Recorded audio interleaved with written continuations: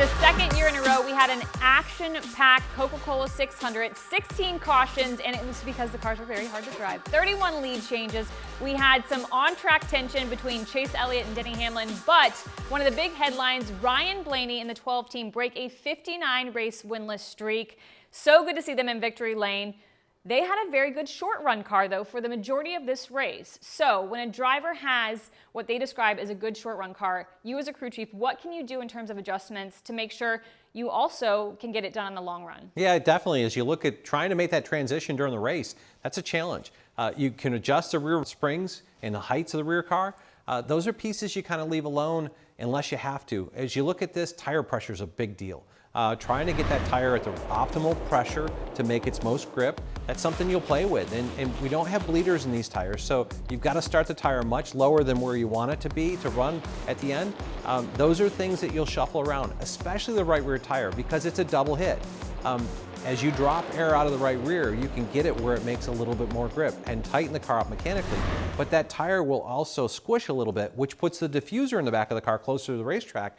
That's going to make an aero shift rearward and more total downforce. So the right rear tire tends to be the tire that the crew chiefs go to tune this car.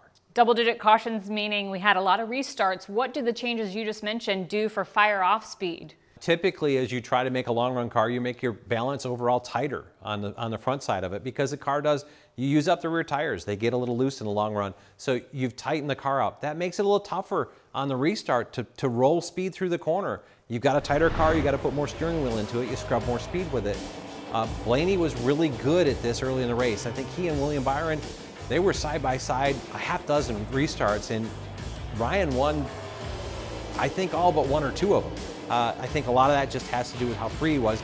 They did tighten him up a little bit, made his long run speed better, but he still had that front side speed that was competitive enough to put himself in position. He got the last restart to get him out front.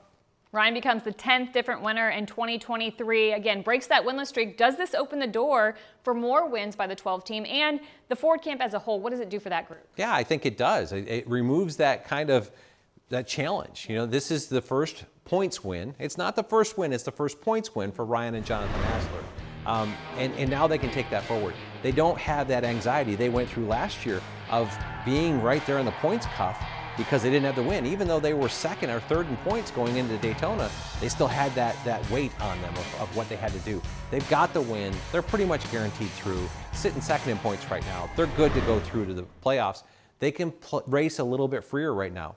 To the overall piece of the Ford camp, I think this gives them a little light at the end of the tunnel. They've all talked about the fact that, you know, they've been a little aero deficient, that they've struggled at these places, but as a whole, I think the Ford camps had a very good outing at Charlotte and look to see where they can take this forward into the rest of the regular season. Ryan Blaney having a great day at Charlotte, but there were other drivers in the column of great days. And as broadcasters coming into the weekend, we have a lot of data in our hands that helps prepare us for the broadcast. Yeah, if you've watched the movie Moneyball, there's opportunities here that, you know, there's so much data. We look through that and you can make projections out of it. And we as broadcasters, we've got access to some of this, that really good analytics people that kind of put together off the runs, off the racetracks, where they feel like the projection of the finish should be. And we can look at that data. It's amazing to see how accurate it is in places, but then there's the outliers, and those are the ones that are fun to talk about. Yeah, and there were some big surprises after the Coca-Cola 600, one of those being Zane Smith. We look at his projected finish headed into the Coca-Cola 600. He was projected to finish 36th, comes home with a top 10. Yeah, and a great top 10, a strategy call. Put themselves out front on 14-lap old tires, I think it was, and but had a great run all day long. Zane's done a great job in the few races he's run here in the Cup side. Daytona was a good run for him, and another great quality top 10. This is a kid that's really coming forward. First top 10 finish in the Cup Series for Zane Smith. Another driver that was big on the gains in terms of projected versus actual finish was Bubba Wallace, and he continued that streak of top 5 finishes, 4th at Charlotte Motor Speedway when he had a projection of 18th. Bubba and this whole 23 team, they've turned it on the last month. It seems like they kind of hit a point and they've turned themselves forward. We've talked about this in the points discussion in weeks past. They're still continuing to move themselves forward and staying on that bubble there. Another quality finish, a 4th, and really drove himself forward to 4th in that last run. Now, on the flip side, some big losers when it came to projected versus actual. At the top of that list, Kyle Larson, for me, he was projected to win this race. We've seen he and Cliff Daniels have turned it on recently, and he was projected as first, comes home in 30th. Yeah, and what a day for Cliff Daniels and Kyle Larson. They were under the hood of this car, adjusting on front spring rounds, getting heights different, didn't like where their car was, really worked their way through the race. I thought by the time we got to the end of stage 3, they were in the top 5 and in contention. Spun out on his own, I think got a little too loose up and collected another car that I think Ty Gibbs had a great day. 2 of the other big losers when it came to projected versus actual, Chase Elliott and Denny Hamlin. They get tangled up on track. Chase and Denny, respectively, projected to finish 3rd and 4th. When we look at their actual 34th and 35th place finishes. Definitely not the day they wanted to come out of this. And Denny looked good early, kind of had backed up a little bit. Chase and Alan Gustafson, they were struggling. They made their car better coming forward, but obviously these projections can't take into consideration the wrecks that happen. These 2 drivers have a history, and coming out of the Coca-Cola 600, that on-track activity between Chase Elliott and Denny Hamlin was really one of the big storylines. So let's take a look at what we see on track. You see Chase Elliott on the outside, Denny Hamlin on the inside, runs him up to the wall. You got Brad Keselowski in play behind there. Chase into Denny, Denny goes spinning. What do you see looking at this? A big impact for Denny, a tough one there. Let's go back and look at this. You see the flames coming out of the pipes. Denny gets a little tight. That sends Chase up into it. And as you look back through, it looks like Chase turns back down into him. I can't speak for intent here.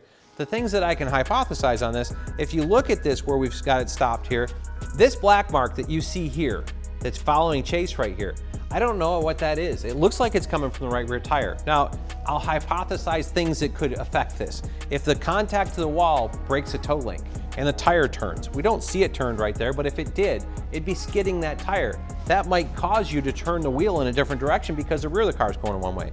If that were to lock something up in the brakes, say it pushed the wheel to the point that it got a caliper, that lock would be a skid. A right rear skid would force you to turn the wheel to the left. So things that could have happened here, I'm not saying that's what did happen, but at the end, it ends up being a wreck between the 2 of them. And we see more clearly the damage as Chase heads into the garage. You can see the right rear completely locked up. If you look here, even as it goes here, it'll make another turn, but the left rear is turning and driving the car. The right rear is locked up and bent in. Now this could have been from the impact post the wall when he and Denny got back together, but we don't know. But if that tire were cut down or that tire were locked up, that would cause the driver to make a steering wheel change, and that could be what happened here. I'm not going to speculate on what did happen. Chase knows that. NASCAR looked through all this data. So regardless of intention or no intention, Chase Elliott walks away from the Coca-Cola 600 with 3 points. He had already missed 6 races, so he was in ultimately what was a possibly must-win situation. Now it seems like it puts him in a have-to-win situation. Yeah, I felt like last week he was a must-win, but he's definitely there now. 3 points this race. There was 10 extra points on the table, didn't take advantage of those. It's a situation where he's must win. When you look at the cutoff line is now Alex Bowman. He's back in the 48 car. I expect them to march their way forward in the points. They did that all year long. They've been very strong. And so really Chase has got to be looking at Bubba Wallace or Chris Buescher. Both guys that have had good runs here lately, he's 100+ points behind these guys. I just don't see that happening in 12 races. He's got to win to get himself in the playoffs. The good news, though, for Chase and Chase Elliott fans, you look at the tracks that are left on the schedule before the playoffs kick off, and he has won at a handful of them. He's won at Nashville. He's won at Atlanta. He's won at Pocono, Watkins Glen. Then you look at he's won a duel at Daytona International Speedway. He's very fast at Michigan. Can he do it? I think he can, and I think he and Alan are very capable of doing it. It's whether it will happen or not. He's got 12 opportunities.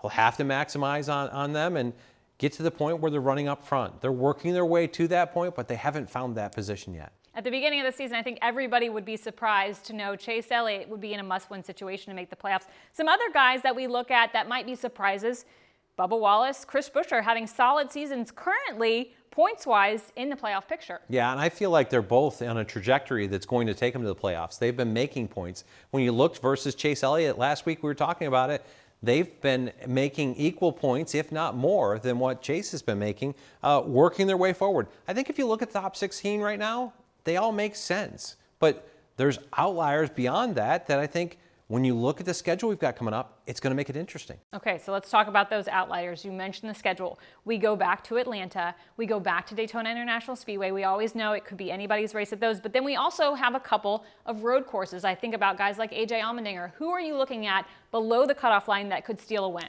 Well, if you talk about, as you talked about the road courses last, let's go back to that. Austin Cindric, a very good road racer.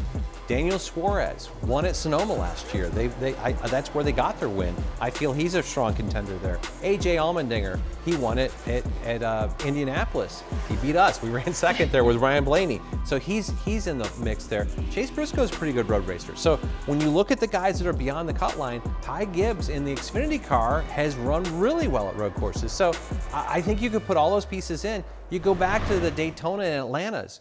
Corey LaJoie was in position at Atlanta last year. He was really beat up about it, but was challenging Chase for that win at Atlanta. Austin Dillon, a really good speedway racer. Yeah. Justin Haley, a former winner. Michael McDowell. Yeah, I mean, there's so many opportunities that can happen beyond this. And if that happens, then that challenge of where Bubba's at, where Chris Buescher's at, where Alex Bowman's at, that may get shuffled up into the less likely to make the playoffs. Well, we have officially kicked off the second half of the regular season. It is going to be a dramatic march to the playoffs for the NASCAR Cup Series.